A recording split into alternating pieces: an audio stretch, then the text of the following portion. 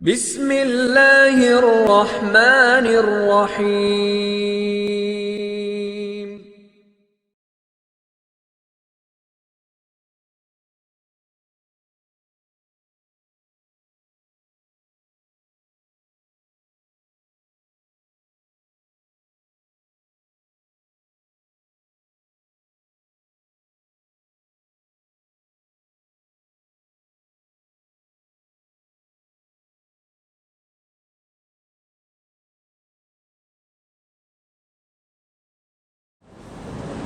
السلام علیکم ورحمۃ اللہ وبرکاتہ۔ الحمد للہ وکفی وسلام علی عباده الذین اصطفى، اما بعد فقد قال اللہ سبحانہ وتعالی فی القرآن المجید والفرقان الحمید: فأعوذ باللہ من الشیطان الرجیم، بسم اللہ الرحمن الرحیم، وجاہدوا فی اللہ حق جہادہ هو اجتباکم وما جعل علیکم فی الدین من حرج ملۃ ابیکم ابراہیم هو سماکم المسلمین من قبل وفی هذا لیکون الرسول شہیدا علیکم وتکونوا شہداء علی الناس فاقیموا الصلاة وآتوا الزکاة واعتصموا باللہ هو مولاکم فنعم المولا ونعم النصیر۔ صدق اللہ العظیم۔ بزرگان محترم اور عزیزان گرامی، اللہ رب العزت جو اس ساری کائنات کا تنہا خالق و مالک ہے، جو رب بھی ہے،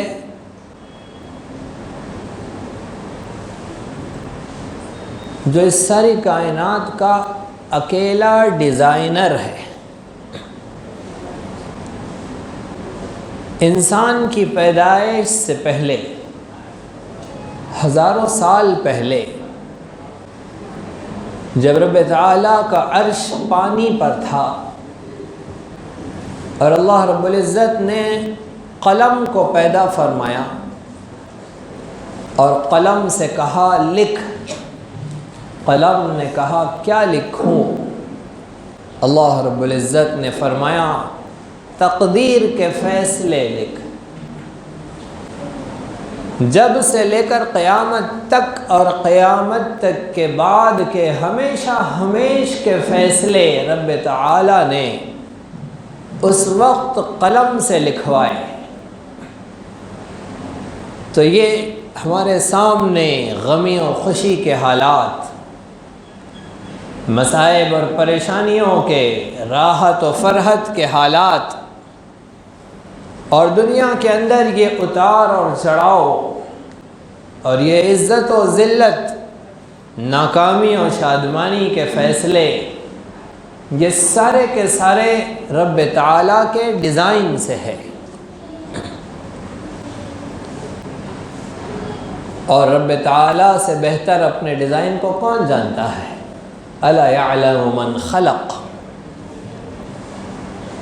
اپنے ڈیزائن کو اللہ سے بہتر کوئی نہیں جانتا، اور اس سے بہتر کوئی ڈیزائن بنا بھی نہیں سکتا، اس سے بہتر تقدیر کے کوئی فیصلے کر بھی نہیں سکتا۔ غم کے حالات کب لانے ہیں اس سے بہتر کوئی نہیں جانتا، خوشی کے حالات کب پیدا کرنے ہیں اس سے بہتر کوئی نہیں جانتا، کسے راحت و اطمینان دینا چاہیے، کسے مشقت و تکلیف میں ڈالنا چاہیے، سب کچھ اس کے علم میں ہے۔ اور اس کا علم ایسا جامع ہے، اس کا علم ایسا کامیاب ہے، اس کا علم ذاتی ہے۔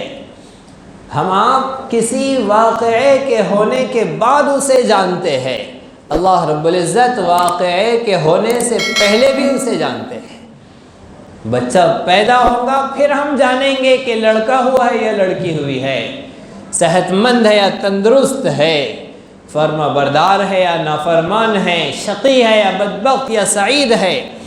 اللہ رب العزت تو اس کے پیدا ہونے سے پہلے سے جانتے ہیں۔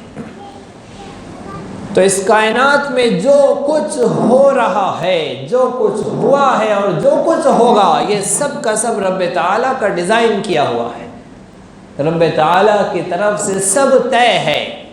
اگر اللہ رب العزت نے کسی کے نقصان کا فیصلہ کر لیا ہے تو ساری دنیا مل کر اسے نفع نہیں پہنچا سکتی، اور اللہ نے اگر کسی کے نفع کا فیصلہ کیا ہے تو ساری دنیا مل کر اس کو نقصان نہیں پہنچا سکتی۔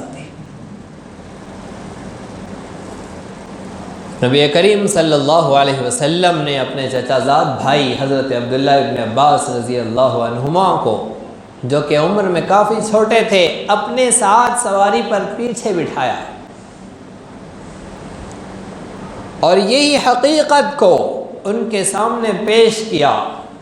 بہت سارے سبق مسجد میں بیٹھ کر پڑھائے جاتے ہیں اور بہت سارے سفر میدان عمل میں پڑھائے جاتے ہیں۔ مربی کا یہ کام ہوتا ہے کہ جو سبق منبر و محراب سے پڑھانا ہے وہ وہیں سے پڑھایا جائے، اور جو میدان عمل میں لے جا کر پڑھانا ہے وہ وہاں لے جا کر پڑھایا جائے۔ مربی کامل حضرت محمد مصطفیٰ صلی اللہ علیہ وسلم کا انداز تربیت یہی تھا۔ ہمارے ساتھ حادثہ ہے کہ مولوی صاحب نے منبر سے تقریر کر دی، بس بہت بڑا انہوں نے احسان کر دیا، اور بیچارے مصلی صاحب نے وقت سے پہلے آ کر سن لیا، انہوں نے اور بڑا احسان کر دیا۔ اس کے علاوہ نہ ہم تربیت کرنے کے لیے وقت نکال رہے ہیں، نہ اس کے علاوہ ہم تربیت لینے کے لیے وقت نکال رہے ہیں۔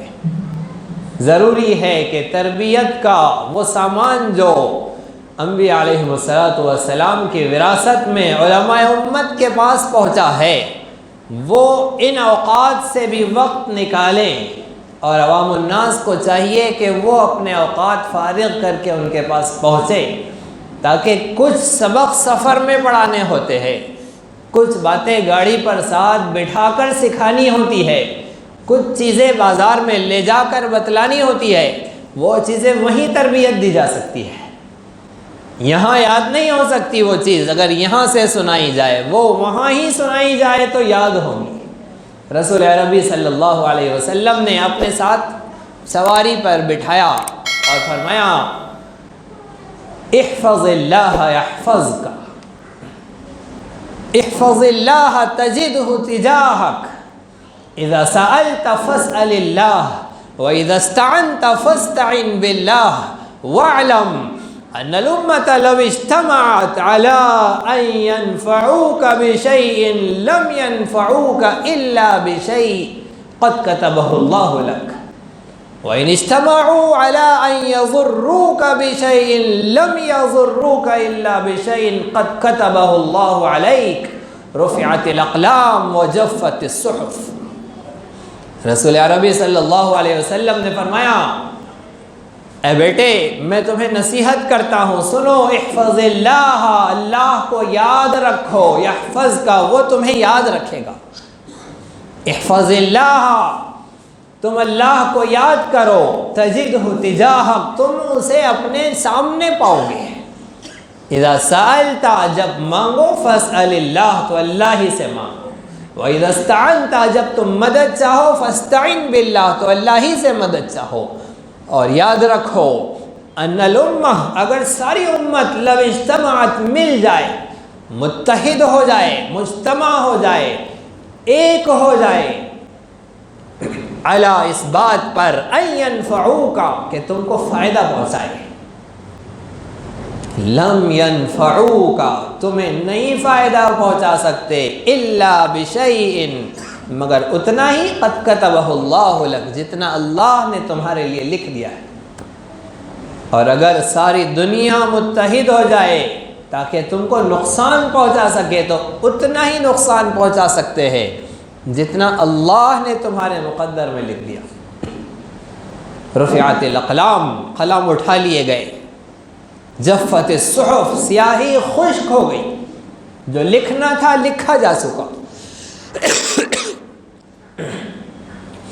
یہ حکومتوں کے عدل نے بدلنے کے حالات، یہ سیاست کے نقشے اور یہ میدان تجارت میں ہنگامہ آرائی اور یہ کرنسی کا گرنا اور یہ مہنگائی کا پیدا ہونا اور تیز اور سخت ترین بارشوں کے بعد بھی پیداوار کا فقدان ہونا، غربت کا عام ہونا، مہنگائی کا بڑھ جانا، ایک غریب کے لیے حلال کرنے والا مشکل ہو جانا، دنیا کے اندر اللہ کا نام لینے والوں کا ستایا جانا، انہیں مشقت و آزمائشوں میں مبتلا کیا جانا، ظلم کا عروج پر جانا، ظالم کا دندانانا اور پانی کا سر سے اونچا ہو جانا، غریب کا غریب تر ہوتا جانا، مظلوم کا سسکنا بلکنا، پریشانی اور مصیبتوں میں مبتلا ہونا، جوانوں کا شہید کیا جانا، عورتوں کا بیوہ کیا جانا، بچوں کا یتیم ہونا، گھر کے چراغوں کا بجھ جانا اور ماتم اور گریہ اور افسوس اور ندامت اور شرمندگی اور ساری امت کا، سارے مسلمانوں کا اس احساس کے تئیں پریشان ہونا اور ظالم کا زور اور ہنگامہ، یہ سارا کا سارا رب تعالیٰ کے ڈیزائن سے طے ہے۔ اللہ رب العزت نے چاہا اس لیے ہوا، اس کی طرف سے فیصلہ تھا، ہونا تھا۔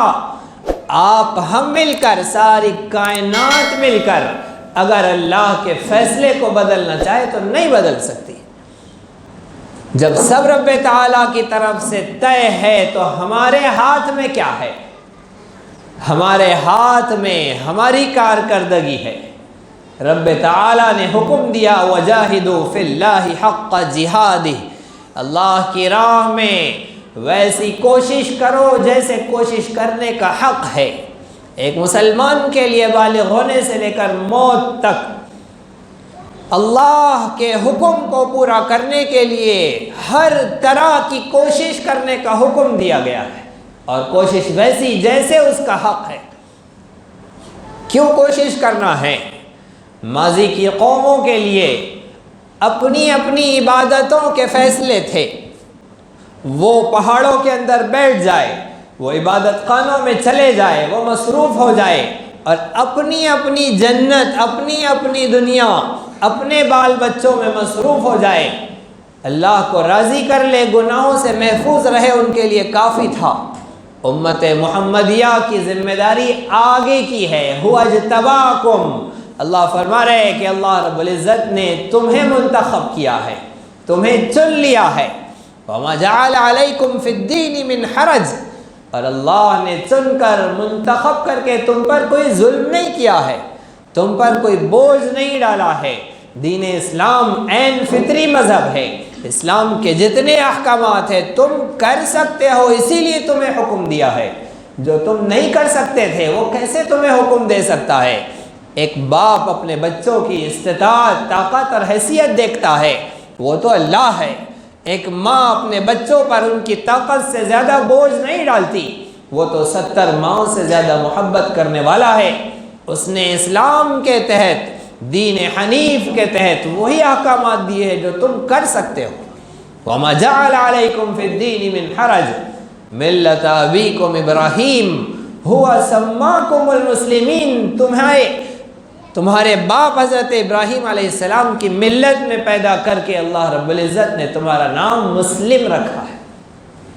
اللہ رب العزت نے مسلمان کو یہ کام دیا ہے کہ تم جس کیفیت میں ہو، جن حالات میں ہو، جن مسائل میں، جن مصیبتوں میں مبتلا ہو، اپنے رب کو اس حال میں راضی کرو۔ یہ مطالبہ نہیں ہے کہ حالات جب سازگار ہو جائے جبھی نمازوں کو آؤ، کاروبار میں جب برکت ہو اور روزی روٹی کا انتظام اچھے سے ہو چکا ہو پھر نمازوں کے لیے آؤ۔ اللہ رب العزت کا یہ فیصلہ نہیں ہے کہ جب بازار میں دھوکہ ختم ہو چکا ہو تو ٹھیک ہے تم بھی سچ سے کام چلاؤ، دھوکہ دہی ہو تو تم بھی جھوٹ کا سہارا لے سکتے ہو۔ ایسے فیصلے نہیں دیے اللہ رب العزت نے، رب تعالیٰ نے حکم دیا کہ تمہیں سچ کا کام کرنا ہے، تمہیں ایمانداری کا کام کرنا ہے، چاہے دنیا میں حالات کیسے ہی ہو، دنیا کے اندر جھوٹ دندنا رہا ہوگا، ایسا بھی وقت آئے گا جب دنیا میں جھوٹ سر چڑھ کر بول رہا ہوگا۔ بھائی جہنم بھی تو بنائی ہے اللہ رب العزت نے، اسے بھی تو بھرنا ہے۔ اگر سارے انصاف والے ہو گئے تو جہنم خالی رہ جائے گی۔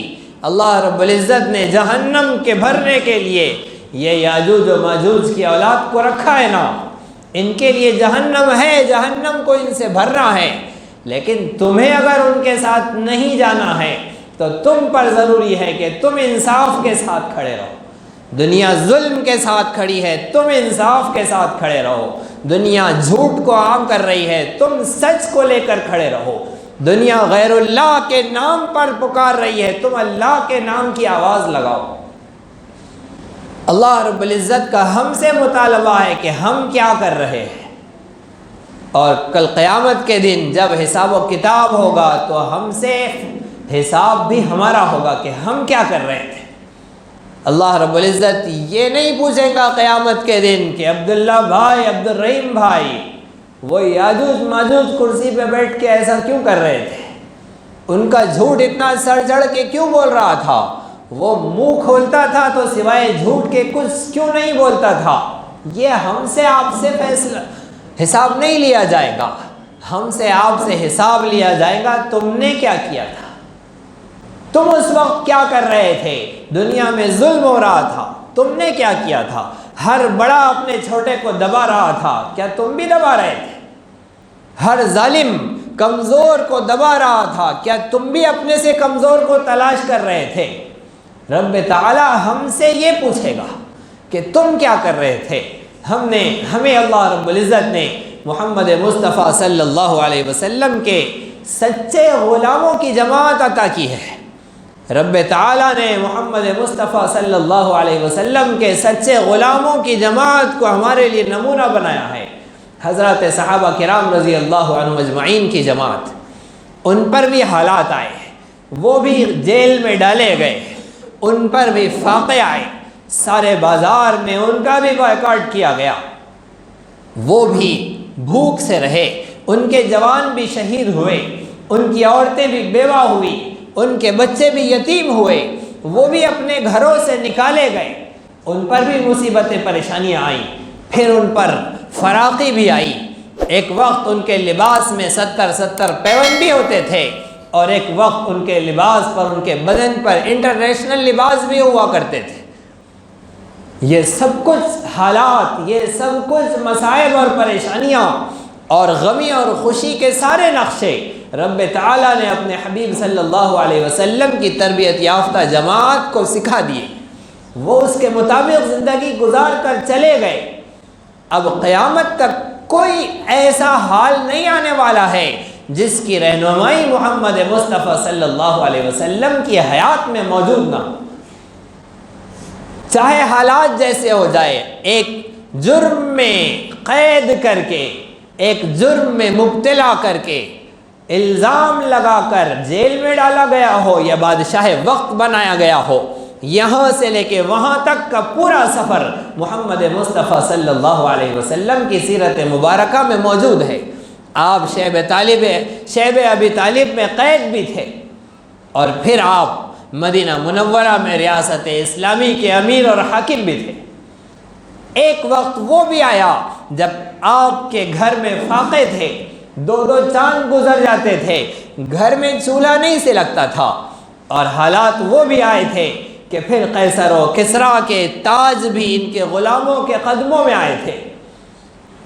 ہر طرح کے حالات رب تعالیٰ نے اپنے حبیب صلی اللہ علیہ وسلم کی جماعت کی زندگی میں لائے ہیں، اور انہوں نے اس حال میں اللہ رب العزت کو راضی کر کے دکھا دیا۔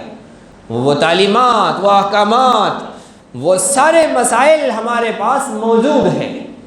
امت مسلمہ کو اپنے مصائب میں، اپنی پریشانیوں میں، اپنے حالات اور مصیبتوں میں کسی اور دروازے کو کھٹکھٹانے کی ضرورت نہیں ہے۔ مصیبت آ رہی ہے، کاروبار ٹھپ پڑ گئے ہیں، اب کیا کیا جائے؟ ہمیں جانے کی ضرورت نہیں ہے فرانس کی بنائی ہوئی اس جمہوریت کے سودی نظام کی طرف۔ محمد مصطفیٰ صلی اللہ علیہ وسلم کی شریعت کافی شافی ہے۔ اللہ اور اس کے رسول صلی اللہ علیہ وسلم نے وہ ساری تعلیمات، وہ سارے احکام و مسائل ہمیں دے دیے ہیں جو ہمیں اپنی زندگی میں پیش آنے ہیں۔ اب کوئی ضرورت نہیں ہے کہ ہم کسی اور دروازے پر دستک دیں، کسی اور کی چوکھٹ پر جائے کہ ہمیں مسائل کا حل بتاؤ، ہمیں مصیبتوں اور پریشانیوں سے نکلنے کا راستہ بتلاؤ۔ جتنے مصائب آج ہے ہمارے پاس، اس سے آگے چل کر اور کہیں زیادہ ہونے والے ہیں۔ مصیبتیں ختم اس وقت ہوں گی جب حضرت عیسیٰ علیہ السلام کے ہاتھوں دجال، مسیح دجال کا قتل ہوگا۔ لد نامی مقام پر، جہاں آج اسرائیل کا انٹرنیشنل ایئرپورٹ ہے، اس مقام پر دجال بھاگ کر اپنے پلین میں بیٹھ کر نکلنا چاہ رہا ہوگا۔ حضرت عیسیٰ علیہ السلام آگے بڑھ کر اپنے خنجر سے اسے قتل کریں گے۔ اس دن تک مسلمانوں پر مصیبتیں ہی مصیبتیں ہیں۔ جیسے ہی وہ قتل ہوا، اب حالات فراخی کے اور خوشحالی کے اور چین و سکون کے اور برکتوں، عافیتوں اور رحمتوں کے آئیں گے۔ جب تک تو مصیبتیں ہیں۔ اور موجودہ زمانہ یہ اپنی علامتوں کے ساتھ، یہ وہ سارے حالات اور مصائب کے ساتھ ہمیں اس بات کا پتہ دے رہا ہے کہ بس اب قیامت سے پہلے کا، دجال کے نکلنے سے پہلے کا زمانہ ہے۔ دجالی فتنے آ چکے ہیں، ان کے ہراول دستے نکل چکے ہیں۔ وہ محنت، وہ مشقت، وہ کوششیں، ساری دنیا کے اوپر شیطانی حکومت کے تسلط کا نظام وہ آ رہا ہے۔ ظلم اتنا سر چڑھ کر بولے گا اور شیطان اتنا طاقت میں ہوگا کہ مسلمان سہما ہوا، ڈرا ہوا ہوگا۔ رب تعالیٰ کی مدد و نصرت کے آنے کا ایسا ہی ٹائم ہوتا ہے۔ اللہ رب العزت کی مدد اس وقت آتی ہے جب مدد آنے کے بعد بندہ یہ کہتا ہے کہ یہ تو اللہ ہی سے ہوا ہے، یہ تو اللہ ہی کی مدد سے ہوا ہے، میرے بس کا نہیں تھا۔ جب تک تمہارے بس کی رہتی ہے تب تک تم کھیلتے رہو، جب تمہارے بس کی نہیں رہیں گی تب اللہ رب العزت کی طرف سے مدد آتی ہے۔ یہ اللہ رب العزت کا ایک انداز ہے۔ دنیا میں یہی حالات ہونے ہیں، مسلمانوں کو ستایا جائے گا، پریشان کیا جائے گا، سارے ملکوں کے پارلیمنٹ سے اور عدالتوں سے صرف اور صرف ظلم کا قانون بولا جائے گا۔ ایسے حالات ہوں گے کہ فقر و فاقے کا عالم ہوگا۔ دجال کے آنے سے پہلے کے حالات اور دجال کے آنے کے بعد کے حالات رسول عربی صلی اللہ علیہ وسلم نے بیان فرمائے ہیں۔ ایسی آزمائشوں میں مسلمان کی ذمہ داری ہوگی کہ وہ اللہ رب العزت کی عبادت و اطاعت میں اس کے حبیب صلی اللہ علیہ وسلم کے صحابہ کی جماعت کو اپنے سامنے رکھے۔ دجال کے فاقے سے اگر کوئی مرے گا تو یہ نہیں دیکھا جائے گا کہ دجال کے فاقے سے تم مرے ہو، اللہ رب العزت یہ دیکھے گا کہ تم ایمان پر مرے ہو یا کفر پر مرے ہو۔ اللہ رب العزت کے یہاں آزمائش اور امتحان میں جانچا اور پرکھا یہ جائے گا کہ ہم اس کی اطاعت پر کتنے کھرے اتر رہے ہیں۔ مصیبت اور حالات ہے، دو آپشنز ہے، جھوٹ بول کر 2 پیسہ زیادہ کما لو، سچ بول کر وہ 2 پیسہ چھوڑ دو۔ اب ہمارا آپ کا امتحان ہے کہ جھوٹ بول کر ہم وہ 2 پیسہ زیادہ لیتے ہیں یا سچ کا ساتھ دیتے ہیں۔ سامان کا عیب چھپا کر بیچو گے تو 2 پیسہ زیادہ مل جائے گا، عیب ظاہر کر کے بیچو گے تو 2 پیسہ کم ملے گا۔ اللہ رب العزت کا ہم سے یہ مطالبہ ہے کہ تم عیب ظاہر کر دو، بتلا دو میرے سامان میں یہ ڈیفیکٹ ہے، اس وجہ سے اس کی یہ قیمت ہوتی ہے، آپ لینا چاہے تو لے سکتے ہیں۔ اگر عیب چھپا کر صحیح سالم سامان کی قیمت میں ہم نے اپنے عیبدار سامان کو بیچ دیا، اللہ کے یہاں یہی لکھا جائے گا، حساب اس پر ہوگا۔ اب وہ پیسہ لے کر ہم نے کس غریب کی مدد کی، اور وہ دھوکے کے پیسے پر ہم نے کون سی مسجد تعمیر کی، اور مسجد میں کیسی جانمازیں لگائی اور کتنے لائٹس لگائے، یہ نہیں دیکھا جائے گا۔ کمایا تم نے حرام ہے، اب نیکی کے کاموں میں خرچ کر کے اس کی گندگی دھونا چاہ رہے ہو۔ مال وہ ہوتا ہے جو حلال ہو، جو حرام ہو وہ مال ہی نہیں ہوتا ہے، وہ گندگی ہوتا ہے۔ گندگی کی زکوٰۃ نہیں نکالی جاتی، اور گندگی کی زکوٰۃ نکالنے سے کہیں وہ پاک نہیں ہوتی، گندگی سراپا گندگی ہوتی ہے۔ جو حلال مال ہوتا ہے اس میں سے صدقہ دو، اس میں سے زکوٰۃ دو تو وہ پاک ہوتا ہے۔ رب تعالیٰ کا ہم سے یہ مطالبہ ہے کہ حالات جیسے بھی آئیں گے ہم اس کے ڈیزائن کو دیکھیں اور یہ دیکھیں کہ ایسے حالات میں میرے رب کا مجھ سے کیا مطالبہ ہے، میرے اللہ مجھ سے کیا چاہتے ہیں، میں یہ دیکھوں اور اس کے مطابق عمل کروں۔ اللہ رب العزت نے حالات کو بدلنے کا، مسلمانوں کے لیے راحت و آرام کا، عیش کا، زندگی کی کامیابیوں کے نقشوں کا، ایک اونٹنی کے دودھ میں ایک خاندان کے پیٹ بھر جانے کا یہ سب فیصلہ کر رکھا ہے۔ اللہ رب العزت نے ان ظالم، ان کافر، ان جابر حکمرانوں کے گھروں میں مسلمان مجاہدین کی بیویوں کو پلنے کے لیے اور بڑھنے کے لیے اور کھا پی کر تندرست اور توانا ہونے کے لیے رکھ دیا ہے۔ جب فتح ہو کر وہ سارا مال غنیمت آئے گا تو مسلمان مجاہدین ہی کے ہاتھ میں آئے گا۔ حضرت طارق بن زیاد نے جب اندلس اسپین فتح کرنے کے لیے پہنچے تھے تو اپنی کشتیوں کو جلا کر اپنی فوج سے مخاطبت کی، تقریر کی، اور ان سے جو بہت ساری باتیں کی تھی اس خطبے میں یہ بھی فرمایا تھا وَرَضِيَكُمْ لِمُلُوكِ هَذِهِ الْجَزِيرَةِ أَصْهَارًا وَأَخْتَانًا۔ اللہ رب العزت نے ان محلات کے بادشاہوں، یہاں کے رہنے والے بادشاہوں کی دامادی کے لیے تمہیں پسند کر لیا ہے، تمہیں طے کر لیا ہے۔ تم یہاں آ گئے ہو، یا تو یہاں تمہاری لاشیں گرے گی یا پھر ان شاہانہ گھرانوں کے تم داماد بنو گے، ان کی بچیاں تمہاری نکاحوں میں آئیں گی۔ اللہ رب العزت کی طرف سے یہ طے ہے۔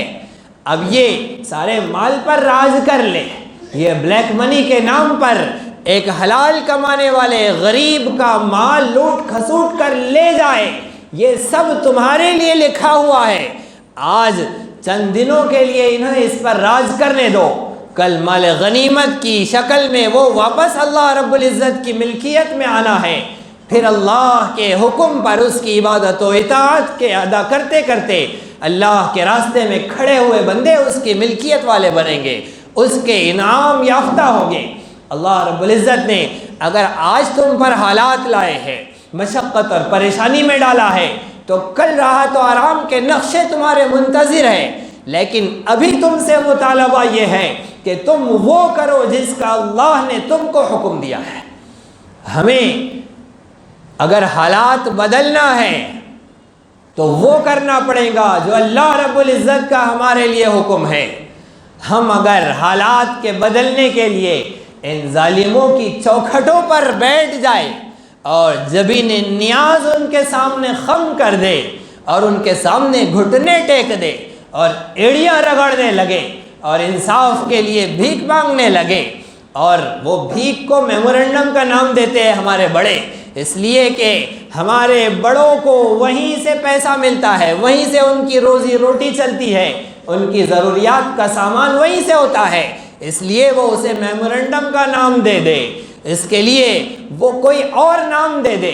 اگر ہم کسی ظلم کے خلاف اٹھ کھڑے ہو کر کلیکٹر آفس اور کمشنر آفس جا کر دھرنا دے رہے ہیں اور مسجد سے اللہ اکبر اللہ اکبر اللہ اکبر اللہ اکبر کی آوازیں آ کر ختم ہو جا رہی ہے، ظہر کی نماز کا وقت آیا چلا گیا، عصر کی نماز کا وقت آیا چلا گیا، مغرب کی نماز کا وقت آیا چلا گیا، ہم نہیں چھوڑیں گے اور نہیں یہ فیصلہ کرنے دیں گے اور بل واپس کر کے رہیں گے اور ہماری مانگیں پوری کرا کے رہیں گے۔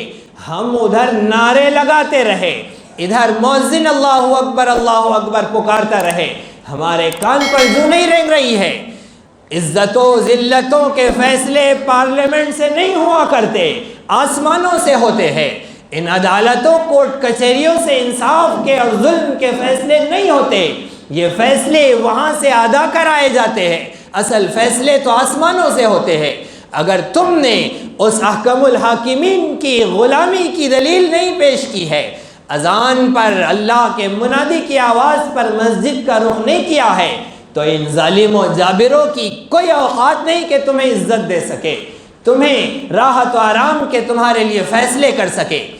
اگر ہماری مرضی کے فیصلے ہو گئے ہیں تو پٹاخے اڑائے جا رہے ہیں، ناچ گانے ہو رہے ہیں، ریلیاں نکل رہی ہے اور دھوم دھڑاکے ہو رہے ہیں، وہ لال گلال کھیل رہے ہیں، ہم ہرا گلال کھیل رہے ہیں، اذانیں ہو رہی ہے، نمازیں ہو رہی ہیں، ہمیں کوئی اس سلسلے میں فکر مندی نہیں ہے۔ لوگوں کے حقوق دبائے جا رہے ہیں، مصائب اور پریشانیوں میں لوگ مبتلا ہیں، ہم اپنی خوشیاں منانے میں مصروف ہیں۔ اللہ رب العزت کے یہاں سے آسمانوں سے ہمارے حق میں کوئی فیصلے نہیں ہوں گے۔ ہمیں کیا کرنا ہے، انصاف کی جنگ کیسے لڑنی ہے، ظلم کے خلاف کیسے کھڑے ہونا ہے، یہ سب کرنا ہے، لیکن ویسے جیسے اللہ چاہتے ہیں، ویسے جیسے رسول عربی صلی اللہ علیہ وسلم نے اپنے صحابہ کو سکھایا ہے۔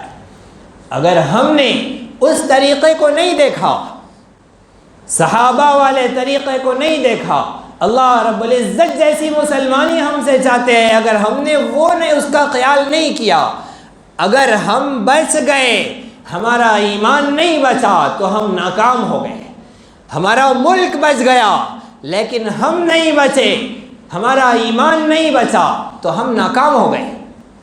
آپ کی جمہوریت پھر سے آ گئی واپس سے اگلے الیکشن میں، لیکن ایمان چلے گیا، کوئی فائدہ نہیں ہوا، ناکامی ہاتھ آئے گی، نامرادی ہاتھ آئے گی۔ اگر آپ کی پسندیدہ حکومت آپ کے علاقے میں آ گئی، آپ کا پسندیدہ کارپوریٹر آپ کے حلقے میں آ گیا، لیکن آپ کا ایمان چلا گیا، اس کو لانے کے لیے اور انصاف قائم کرنے کے لیے آپ نمازوں کے جنازے نکالتے رہے، سنتوں کو پامال کرتے رہے، اللہ کو ناراض کرتے رہے، جھوٹ پر جھوٹ بولتے رہے۔ کرنے والا اللہ ہے اور آپ کہتے رہے کہ یہ تمہارے سارے کام بنا دیں گے، ان کو لے کر آؤ۔ اللہ رب العزت تمہارے ساتھ اگر نہیں رہا، تم بچ گئے، تمہارا ملک بچ گیا، تمہاری سلطنت اور تمہاری دکان اور تمہارا مکان بچ گیا، لیکن ایمان نہیں بچا تو کچھ کام نہیں آیا۔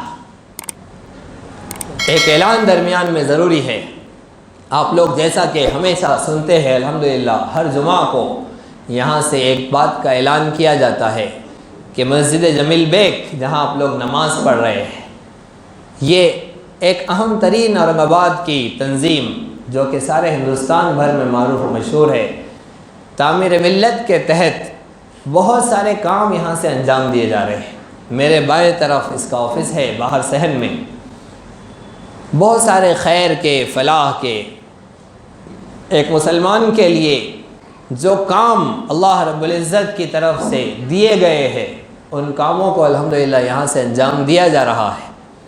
آپ حضرات بھی الحمدللہ اپنے اپنے انداز سے وہ سارے خیر کے، فلاح و بہبود کے کام انجام دیتے ہیں۔ یہاں سے ایک بڑے پلیٹ فارم سے الحمدللہ وہ سارے خیر کے کام، فلاح کے کام انجام دیے جا رہے ہیں، جس میں گھاٹی دواخانے میں اور گورنمنٹ ہاسپٹلز اورنگ آباد میں ہیں، ان کے مریضوں کے لیے کھانے پینے کا، ان کی دوا ضرورت کا انتظام، اسی طرح سے مسافروں کے لیے ٹھہرنے کا انتظام، اسی طرح شادی بیاہ کے سلسلے میں رہنمائیوں کا انتظام، بے روزگار نوجوانوں کے لیے روزگار کے اعلانات کا، اس کی تشکیل کا اور روزگار کے مواقع کے معلوم کر کے یہاں اعلانات لگانے کا انتظام، یہ ساری چیزیں الحمدللہ یہاں سے انجام دی جاتی ہے۔ اور بھی بہت سارے خیر کے کام ہیں۔ آپ حضرات سے درخواست ہے کہ ان کے نمائندے آپ کے سامنے آ رہے ہیں، آپ ان کا بھرپور تعاون کریں۔ ایک تو اپنے مال کے ذریعے بھی ان کا تعاون کریں اور اپنی جان کے ذریعے بھی ان کا تعاون کریں، ان کے ساتھ کاموں میں شریک ہو، اس لیے کہ کام بڑا ہے، ان کے ساتھ جو افراد ہیں وہ بھی الحمدللہ مستعد ہے، کر رہے ہیں، لیکن جب ٹارگٹ بڑا ہے، ساری ملت سامنے ہے اور صرف مسلمان نہیں، غیر مسلموں کے ساتھ بھی ان لوگوں کا فلاح و بہبود کا کام ہے، تو ضروری ہے کہ امت مسلمہ اور نوجوان خصوصاً بڑی تعداد میں ان کے ساتھ کام میں لگے۔ تو آپ حضرات سے درخواست ہے ان کا تعاون کریں، اور جو باتیں شروع سے ہو رہی ہے وہ ان کے لیے بھی ہے، تعمیر ملت بھی اتنا بڑا کام انجام دے، وہاں بھوکوں کو کھانا کھلانے کے لیے پہنچے، لیکن نماز کا وقت آ رہا ہے اور جا رہا ہے اور نماز چھوٹ گئی۔ کھانا کھلانا بھی دین کا کام ہے، جلسہ جلوس بھی دین کا کام ہے، لیکن نماز یہ مسلمان کے لیے اولین فریضہ ہے۔ آپ نے نماز چھوڑ کر غریبوں کو کھانا کھلایا، آپ نے نماز چھوڑ کر بیماروں کی عیادت کی، یہ سب دنیا داری میں لکھ دیا جائے گا، آخرت کا اس میں کوئی سودا نہیں ہوگا، اس کے سارے بدلے دنیا میں مل جائیں گے، واہ واہی ہو جائیں گی، کامیابیاں مل جائیں گی۔ آخرت میں اگر چاہیے تو اس کے حبیب صلی اللہ علیہ وسلم کی جماعت کی طرح دین پر عمل کرنا ہوگا۔ صحابہ نے بھی فلاح کے کام کیے، صحابہ نے بھی غریبوں، بیماروں، مفلسوں، ناداروں کی مدد و نصرت کا کام کیا۔ میدان جہاد میں صحابہ کرام رضی اللہ عنہ اجمعین سب کچھ لٹانے کے لیے کھڑے ہوئے ہیں، لیکن نماز کا وقت آتا تھا تو نماز وہاں بھی نہیں چھوڑی جاتی تھی۔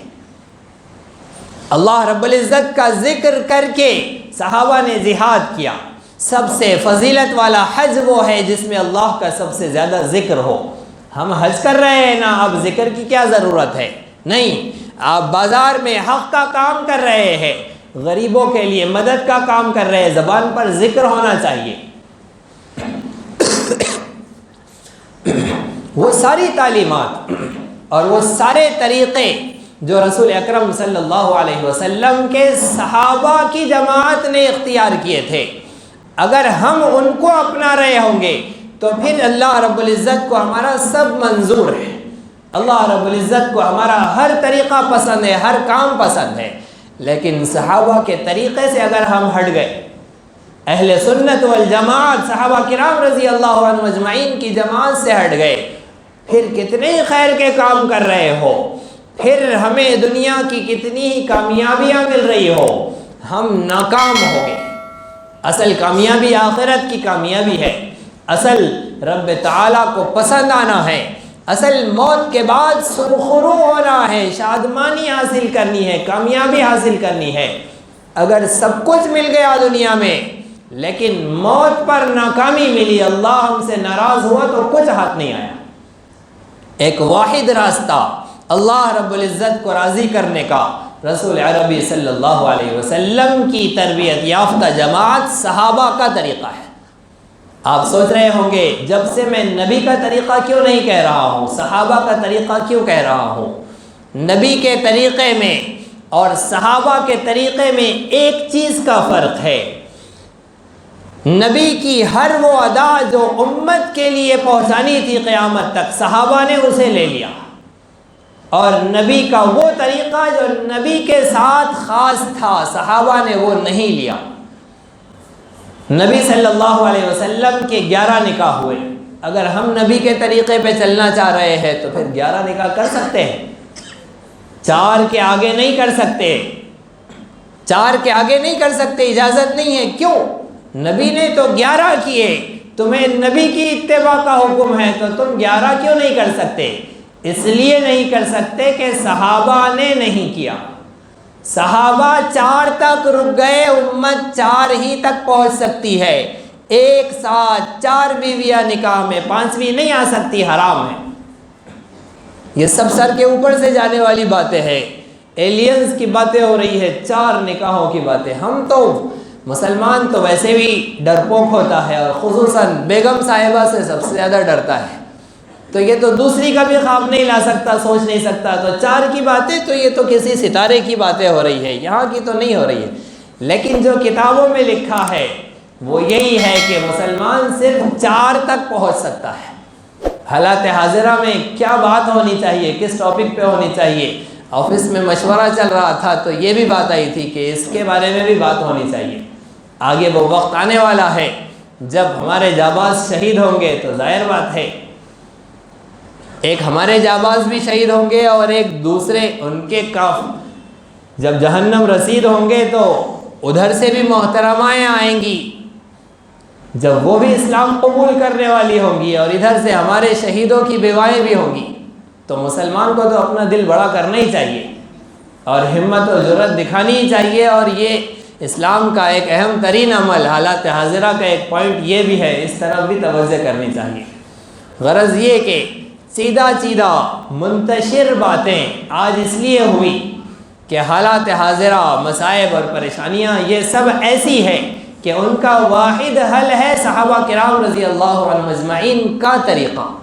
اب صحابہ کا کیا طریقہ تھا 10 منٹ میں نہیں سمجھایا جا سکتا، اور بہت سارے ابھی آئے ہیں 2 منٹ پہلے، وہ بھی نہیں سمجھ سکتے، اور بہت سارے تو السلام علیکم ورحمۃ اللہ کے وقت آ رہے ہوں گے، گیٹ میں پہنچ رہے ہوں گے، انہیں بھی نہیں سمجھایا جا سکتا۔ جمعہ کی مجلسوں میں یہ دینی رہنمائیاں نہیں ہوتی ہے، جمعہ کی مجلسوں میں صرف پیاس پیدا کی جاتی ہے، طلب پیدا کی جاتی ہے، راستہ دکھایا جاتا ہے۔ صحابہ کرام رضی اللہ عنہم اجمعین کا طریقہ سیکھنے کے لیے مستقل محنت کی ضرورت ہے، ایک مستقل کوشش اور کورس کی ضرورت ہے۔